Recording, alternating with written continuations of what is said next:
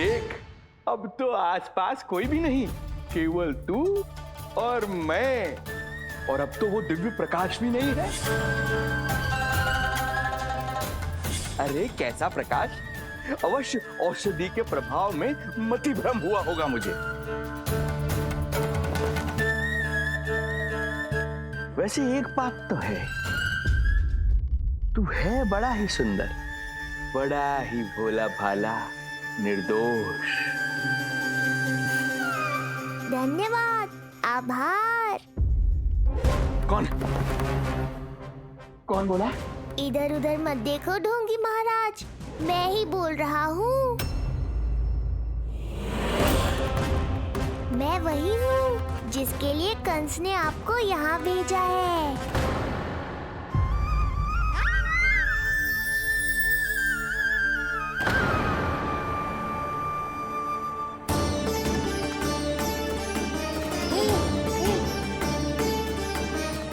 फिर से वही प्रकाश, अर्थात मतिभ्रम नहीं था, तू ही है वो दिव्य बालक।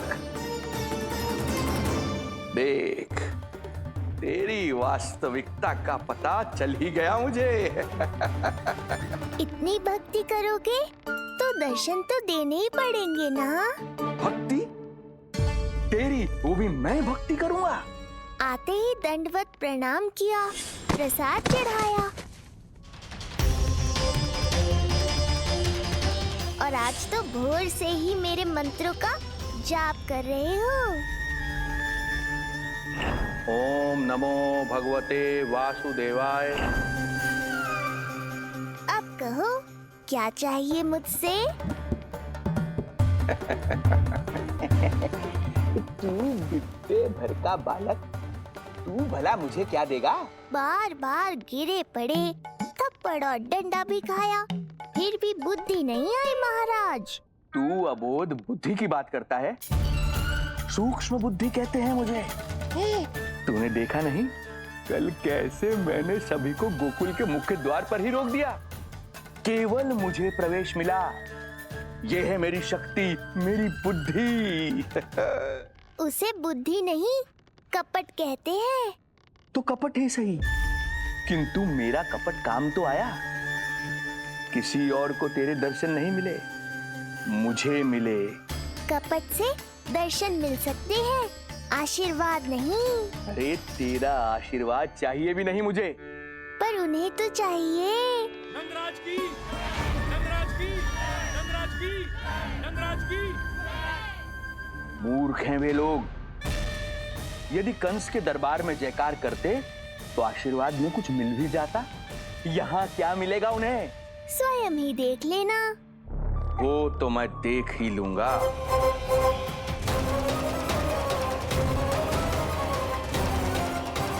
चिंता ना करो, उपनंद भैया उनके साथ, कछु ना होगा हमारे लल्ला को। आओ।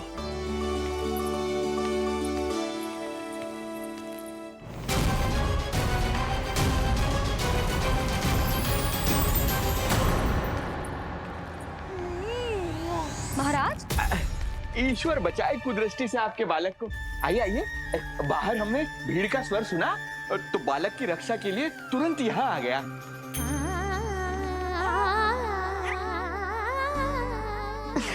धन्यवाद। लल्ला, अब और प्रतीक्षा नहीं कर सकते, चलो सब दर्शन कर दें। अरे भैया, अरे कहाँ जा रहे हो? रुकिए, अरे ठहरिए, अरे रुकिए, आप ठहरिए, ऐसे नहीं, सब एक एक करके जाएंगे, ऐसे एक साथ नहीं। अरे आप लोग कहाँ जा रहे हैं? अरे मेरी बात तो सुनिए। अरे सुनिए, अरे रुको, अरे रुकिए, कहाँ जा रहे हैं आप सब लोग? रुकिए, एक साथ नहीं, देखिए एक एक करके। अरे सुनिए अरे शांत हो जाइए आप सब लोग, धीरज धरिए। अरे धीरज धरिए, सबको दर्शन होंगे। लगता है अब मुझे ही संभालना होगा इन सबको।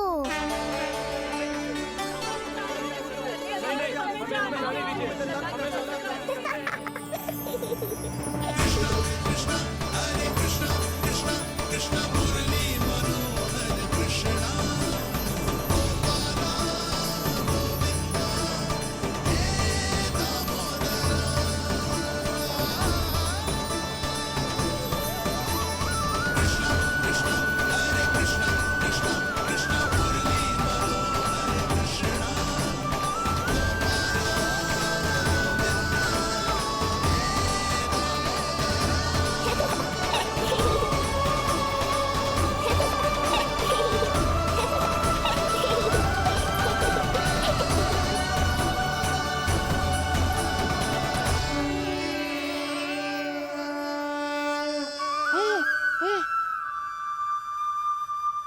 जे ही तो है वो तारनहार।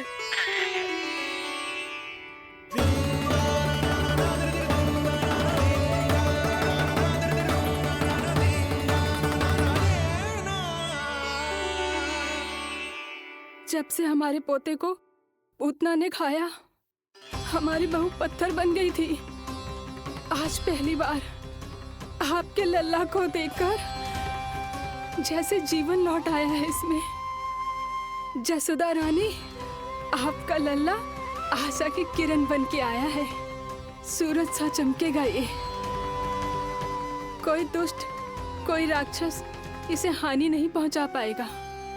और कभी किसी ने प्रयास भी किया तो उसका परिणाम वैसा ही होगा जैसा पूतना का हुआ था।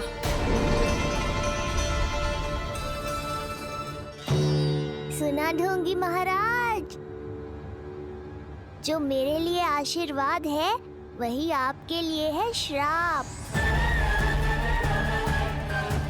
मैं तुझसे भयभीत नहीं हूं, और अब तो तुझे मेरा सत्य भी पता चल चुका है विष्णु के अवतार। अब तुझे मुझसे कौन बचाएगा? अब तो तेरे प्राण लेकर ही रहूंगा मैं। आपकी चुनौती मुझे स्वीकार है।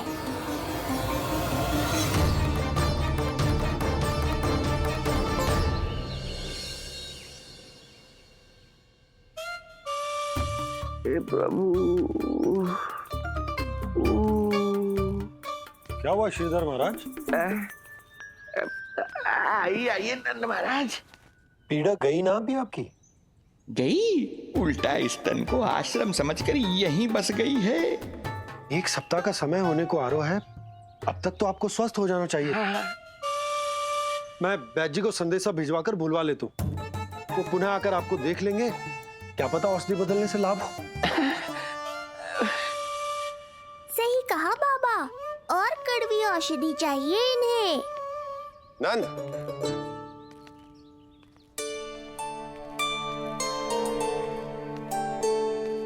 जी भैया। नंद, जो गुप्तचर हमने मथुरा भेजे थे वो किसी भी क्षण यहाँ पहुंचते होंगे। हमें शीघ्र ही उनसे मिलकर पूछताछ करनी होगी। चलो।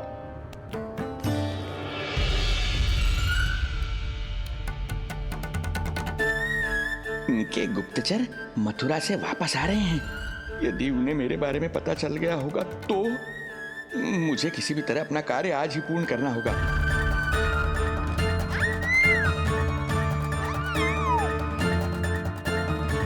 नंद बाहर गया है, यशोदा रसोई में व्यस्त है, और आज तो जानकी भी नहीं आई है। इससे अच्छा अवसर नहीं मिलेगा सूक्ष्म बुद्धि।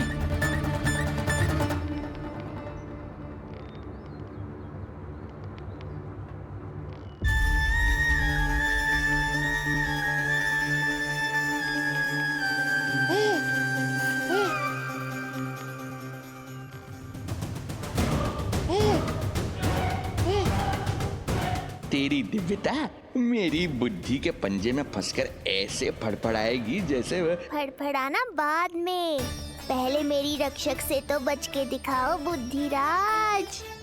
रुक जा दुष्ट।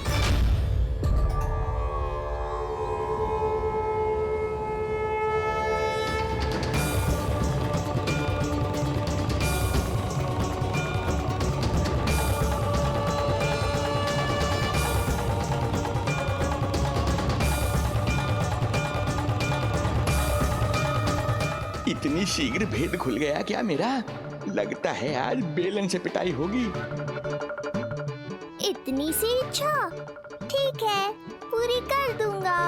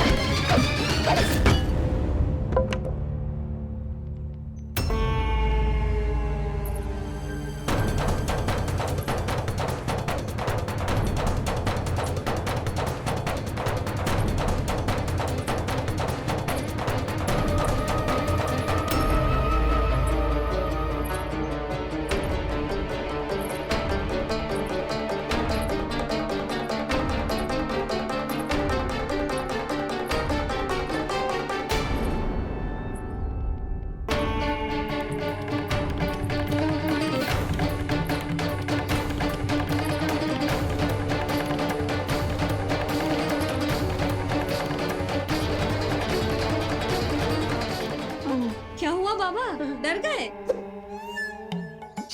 जे आपके लिए ना है, जे तो उस मधुमक्खी के लिए। कब से घूम रहे हो? जाने कहाँ से आ गए? आप ही बताओ, ऐसे कैसे घूमने दूं? मेरे लल्ला को डंक मार दे तो?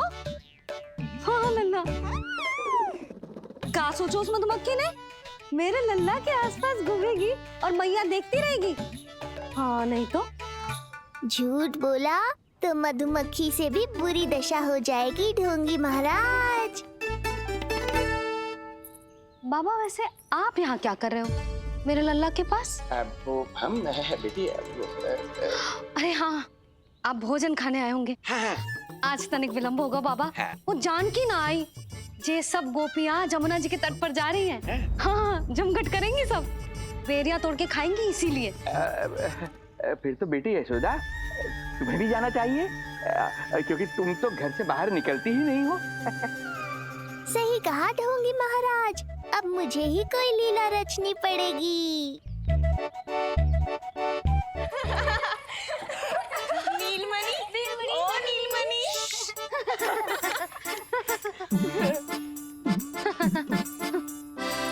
तुम सब तो घाट पर जाने वाली थी, गई ना? लल्ला को देखे बिना कैसे चले जाते? और आप भी तो आ रही है हमारे साथ। लल्ला, कौन आया है? हाँ, तू बुला रहा था ना, इसलिए हम सब के सब चले आए तुझसे मिलने। मैं कहीं ना जा रही। जा कैसे नहीं रही आप भी चलेगी हमारे साथ जैसे पहले चलती थी। अरे पूछ ना रही हूँ जशोदा जी, बता रही हूँ। अरे हम भी तो यही कह रहे थे, मतलब जाना चाहिए तुम्हें। मैं भी तो यही कह रही हूँ कि मैं नीलमणि को छोड़ के कहीं ना जा सकती। जे अभी तक यही धरना दिए हुए हैं। अरे कुछ भी मती बोलो, और जो बोलो तनिक धीरे बोलो, लल्ला उठ जाएगो। ना भाभी ना उठेगो, जो प्रतिदिन ऐसे ही और इसी समय गहरी और लंबी निद्रा लेते है। लेनी पड़ती है ताकि मैया को भी थोड़ा समय मिल जाए। लो, फिर क्या समस्या है? जब तक ये सो रहे है, आप चली चलो हमारे साथ। सो रहे है तो क्या हुआ? मैं लल्ला को अकेला छोड़ के ना जा सकती। अकेला कहाँ है यशोदा, हम हैं ना इसकी सुरक्षा के लिए। जाओ जाओ जाओ। और नहीं तो क्या, बस बैठकर निवाला तोड़ेगे तो इन्हें भी अच्छा ना लगेगा। कुछ तो करे, है ना महाराज? बालक के साथ साथ इसे भी मार कर ही जाऊंगा। ना, मैं मान भी जाऊं, किंतु मेरे भीतर जो मैया का मन है ना, वो ना माने को। मुझे क्षमा करो, तुम सब जाओ। तो मुझे भी सेवा का अवसर दो। तुम क्या चाहती हो? मैं तुम्हारे उपकार का बोझ लेकर चला जाऊं यहाँ से, और जब मेरा अंत समय आए तो तुम्हारा ऋण चुकाए बिना ही प्राण त्याग दूं? मानो तो भला, न मानो तो भला, किंतु सत्य यही है, तुम्हें विश्राम की आवश्यकता है। माँ की ऊर्जा से ही संतान अपनी शक्ति प्राप्त करती है, इसीलिए तुम्हें स्वस्थ और सदा प्रसन्नचित्त रहना चाहिए। यदि तुम प्रसन्नचित्त रहोगी, तभी तो तुम्हारी संतान भी स्वस्थ और प्रसन्नचित्त रह सकेगी। जाओ पुत्री, जाओ। सुन लिया जशोदा जी, अब नीलमणि के लिए आपको चलना ही होगा। हाँ। जे है इसका ध्यान रखने के लिए। अरे किंतु बाबा को भोजन भी तो परोसना है। वो हम स्वयं परोस लेंगे। तुम जाओ बिटिया। हाँ हाँ, चलिए जशोदा जी। चलो चलिए आप जशोदा जी, चलिए।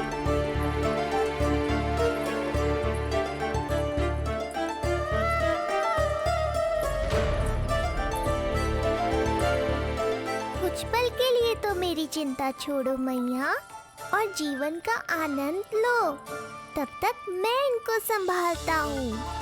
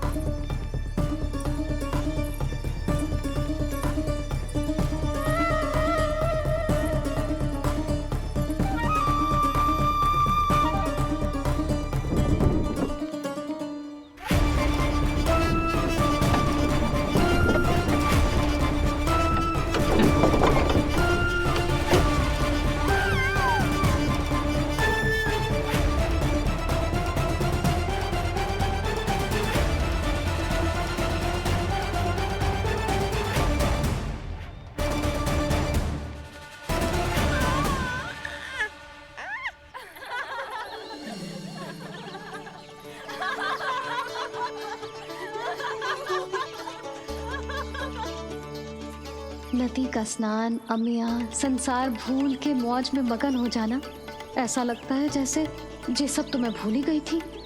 आज कितने दिनों बाद वही आनंद फिर से अनुभव करूंगी मैं।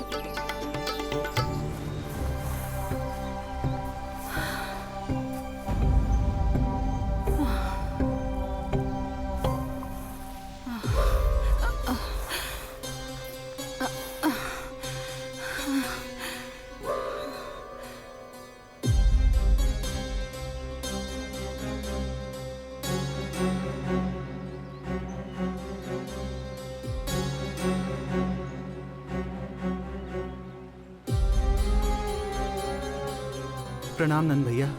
प्रणाम नंद भैया। सब ठीक है? हाँ। आपकी विकलांग बनाने की योजना बहुत अच्छी थी। सारी जानकारी प्राप्त कर ली और किसी को संदेह भी ना हुआ। बहुत अच्छे। क्या समाचार लाए हो? इस बार कंस ने गोकुल में किसी विकट को भेजा है। और सबसे बुरी बात तो ये है कि वो हमसे पहले यहाँ आ चुका है। जिसके लिए मित्र कंस ने मुझे यहाँ भेजा है। निसंदेह अत्यधिक समय लग गया, किंतु अंततः वो क्षण आ ही गया जब मैं तेरा अंत करूंगा। और वो व्यक्ति बहुत दिनों से गोकुल में रह रहे हैं। जे कौन है, कहाँ रहते है, इसका पता ना कर पाया हूँ। कोई तो सूत्र होगा जिससे उसकी पहचान पता चल सके। बस इतना पतो है नंदराज कि उसने कंस के साथ भोजन किया था। उस दिन विशेष व्यंजन बनाने का आदेश मिलो था हमें। तुमने देखो था उसे, कैसे वस्त्र पहने थे, कैसे शस्त्र है उसके पास। कोई ना कोई शस्त्र तो अवश्य होगा इस घर में।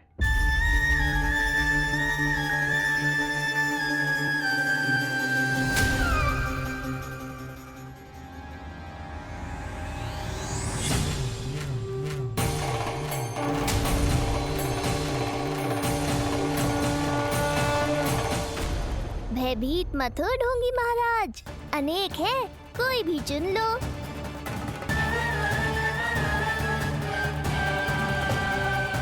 सूक्ष्म बुद्धि को किसी शस्त्र की आवश्यकता नहीं। तेरे लिए तो मेरे हाथ ही पर्याप्त हैं।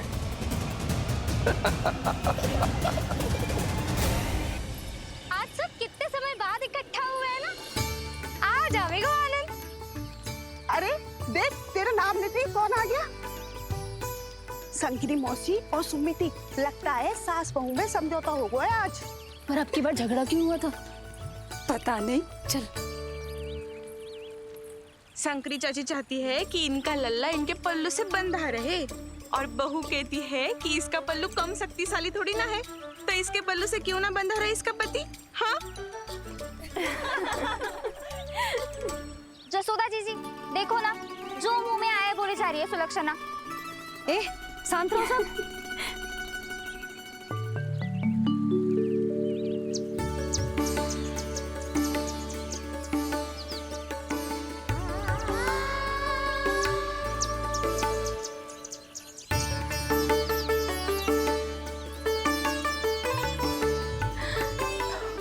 उन्हें देखकर लल्ला की स्मृति आ गई ना।